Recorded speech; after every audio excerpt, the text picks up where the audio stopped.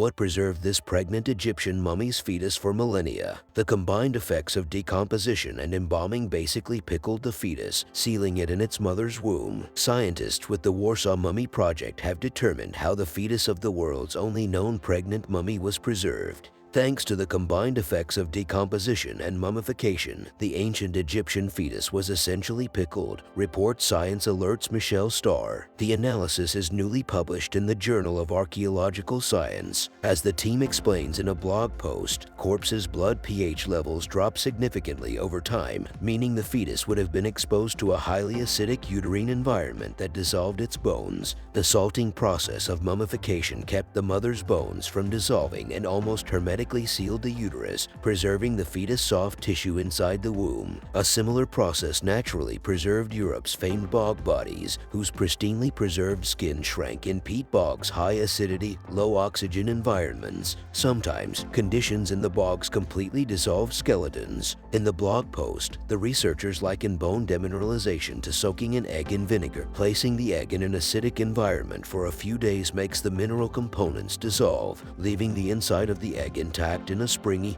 ball-like state. The team doesn't know why the ancient Egyptians who mummified the woman left the fetus in her body but removed other internal organs. Lead author Wojciech Edgman tells CNN's Lion Colliran that the fetus may have been too difficult to remove at its stage of development or was perhaps left in the womb for religious reasons. Regardless, experts believe the fetus' presence could point toward the existence of more pregnant mummies. Edgman finds it odd the fetus mother is the first pregnant mummy found by researchers. In ancient Egypt, women in reproductive age were maybe not constantly pregnant, but every few years they would have been pregnant, he says to Insider's Marion Gennot. The archaeologist posits that radiologists conducting body scans of other pregnant mummies simply missed the fetuses, which lacked bones and were therefore essentially invisible to X-ray scanners. Radiologists were looking for bones, and our case shows that. Actually, you shouldn't, Edgman tells Insider. You should look for the soft tissue with a unique shape.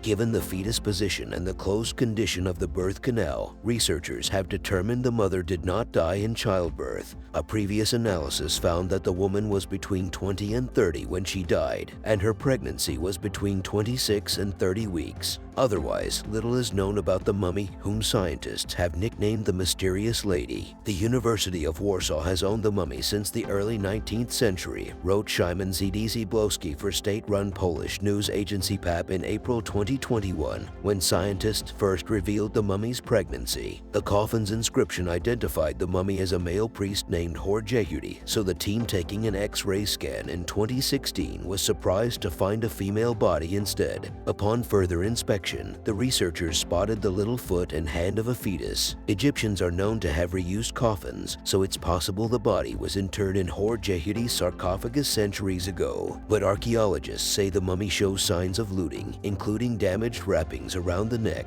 where plunderers might have snagged an amulet or a necklace. Illegal excavators or thieves may have partially unwrapped the mysterious lady for her jewels before placing her back in the wrong coffin.